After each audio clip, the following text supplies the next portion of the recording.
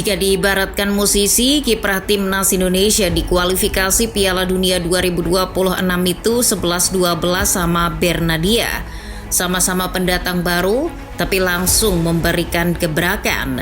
Jika Bernadia dengan lagu-lagu galau yang relate dengan Gen Z, maka skuad Garuda hadir dengan sepak bola indah dan semangat juang dalam menaklukkan setiap lawannya. Meski datang dengan status anak kemarin sore lantaran belum pernah berada di ronde ketiga kualifikasi Piala Dunia, Indonesia bikin tim lawan ketar-ketir berkat gebrakan tersebut. Lucunya, beberapa tim lawan justru menyiapkan niat terselubung untuk melemahkan kekuatan Indonesia. Apa saja siasat itu? Selengkapnya akan kita bahas. Namun sebelum masuk ke pembahasan, kalian bisa subscribe dan nyalakan lonceng terlebih dahulu agar tak ketinggalan konten terbaru dari Starting Eleven. Mencapai ronde ketiga di kualifikasi Piala Dunia adalah sejarah bagi timnas Indonesia.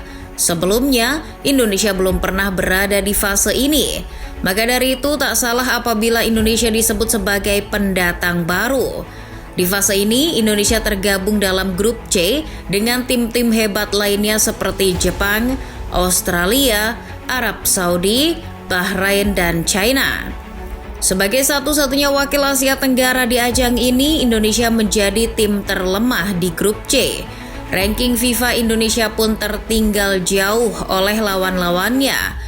Update terakhir dari situs resmi FIFA, Indonesia berada di urutan 133 dunia.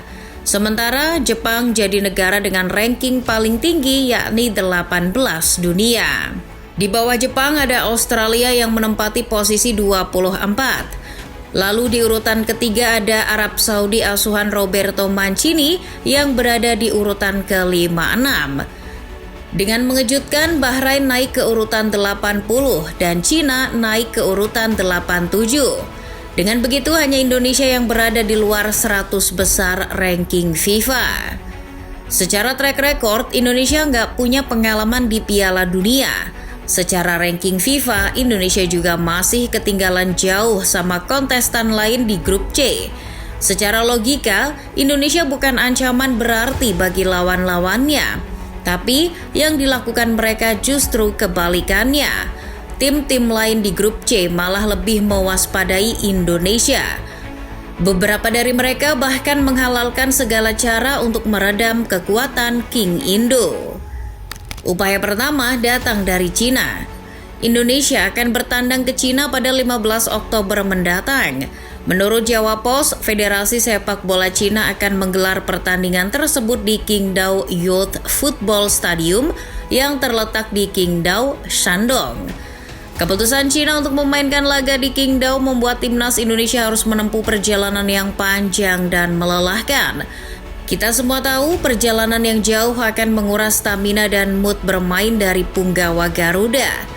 Jika hal ini terjadi, maka timnas Cina jelas diuntungkan dalam laga ini. Menurut laporan, stadion ini berbeda dari lokasi biasanya yang digunakan oleh timnas Tiongkok. Jarak dari Beijing ke Qingdao yang mencapai hampir 7 jam perjalanan. Yang makin parah, kabarnya perjalanan dari Beijing ke Qingdao akan melalui jalur darat. Dengan jarak tempuh segitu, pantat dari Rafael Strike dan kolega pasti kesemutan karena terlalu lama duduk di bus. Bukan cuma jarak yang jauh, Indonesia juga akan dihadapkan cuaca dingin yang diperkirakan akan melanda Qingdao pada bulan Oktober. Erick Thohir pun merespons keputusan Federasi Sepak Bola Cina ini. Menurutnya, perjalanan ke stadion tersebut akan menjadi tantangan besar bagi skuad asuhan Sinteyong. Tapi, ini bukan suatu hal yang perlu dipermasalahkan. Gak cuma Cina, Bahrain pun ikut-ikutan. Mereka mengatur rencana agar bisa menyulitkan timnas Indonesia kala bertandang ke Bahrain pada tanggal 10 Oktober 2024 atau 5 hari sebelum Indonesia bertolak ke Beijing. Kabarnya Bahrain tengah mengupayakan untuk memajukan jadwal pertandingan yang awalnya malam hari akan dimainkan sore atau siang hari. Hal tersebut dilakukan agar pemain-pemain Indonesia kepanasan. karena menurut Lahat Post, suhu di Bahrain bisa mencapai lebih dari 40 derajat Celcius di siang hari. Bahkan, menurut World Data, dalam 1 tahun terakhir suhu di Bahrain sedang panas-panasnya. Rata-rata saat siang hari, suhu maksimal di Bahrain mencapai 40,7 derajat Celcius. Catatan tertinggi dicapai pada Juli tahun 2023, kala itu di sekitar jam 1 siang suhunya mencapai 46 derajat Celcius. Dengan tingkat kepanasan segitu, pemain-pemain Indonesia pasti akan mudah kelelahan. Kita sudah pernah melihat bagaimana Jai Itses CS bermain sore hari kala menghadapi Irak beberapa bulan lalu. Hasilnya begitu mengecewakan. Pemain macam Tom Haye bahkan sudah kehabisan tenaga di 30 menit pertama. Cara yang kurang lebih sama juga telah dipertimbangkan oleh Arab Saudi. Federasi Sepak Bola Arab Saudi mengumumkan bahwa pertandingan melawan timnas Indonesia akan dimainkan di Stadion King Abdullah Sport City, Jeddah. Ini adalah stadion terbesar yang dimiliki oleh Arab Saudi. Namun ada kabar yang beredar bahwa suhu di daerah Jeddah sedang tidak bersahabat. Dalam 3 bulan terakhir, Arab Saudi telah mengalami peningkatan suhu sekitar 2 derajat. Bahkan peningkatan suhu tersebut kemungkinan besar akan menyebabkan suhu rata-rata di Jeddah dan Mekah menjadi sekitar 44 derajat Celcius. Selain itu, Stadion King Abdullah juga dikenal sebagai jimat bagi skuad asuhan Roberto Mancini. Si elang hijau punya rekor bagus ketika bertandang di kandangnya tersebut. Mengutip suara.com, Arab Saudi tidak pernah kalah ketika melawan tim Asia sejak stadion tersebut diresmikan pada 2014 silam. Jika Arab Saudi dan Bahrain memanfaatkan cuaca yang panas, maka Australia beda lagi. Mereka ingin meredam kekuatan timnas Indonesia dengan cara membatasi kehadiran fans Indonesia ketika away days pada akhir Maret 2025 nanti.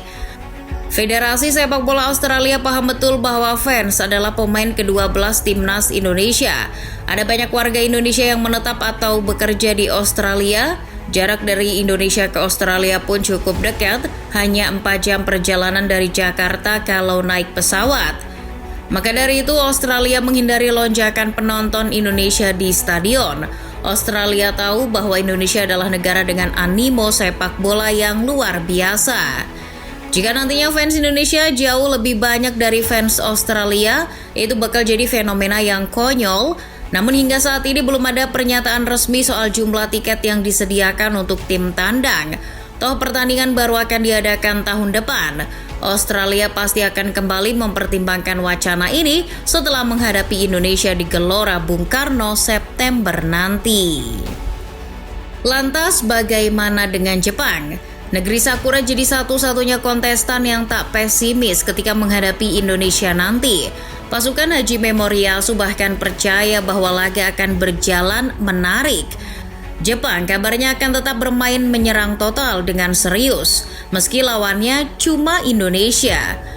Sejauh ini belum ada siasat-siasat licik yang disiapkan oleh The Blue Samurai. Di sisi lain, melihat persiapan lawan yang ada-ada saja, apakah Indonesia akan tinggal diam? Pilihannya cuma 2, mau mengikuti cara main mereka atau tidak.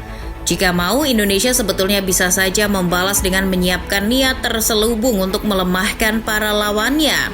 Misalnya, PSSI bisa memilih venue yang jauh dari Jakarta. Mainkan saja pertandingan di Balikpapan atau Papua. Struktur negara Indonesia yang berbentuk kepulauan pasti akan menyulitkan akses tim lawan.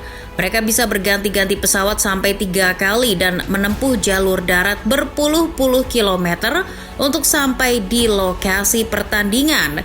Belum harus berurusan dengan rumitnya bea cukai.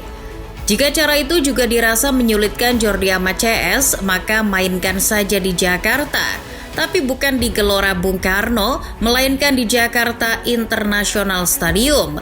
Stadion tanpa trek lari akan memberikan sensasi tersendiri bagi tim tamu. Fans fanatik Indonesia pasti akan memberikan sambutan yang hangat kepada tim yang bertandang.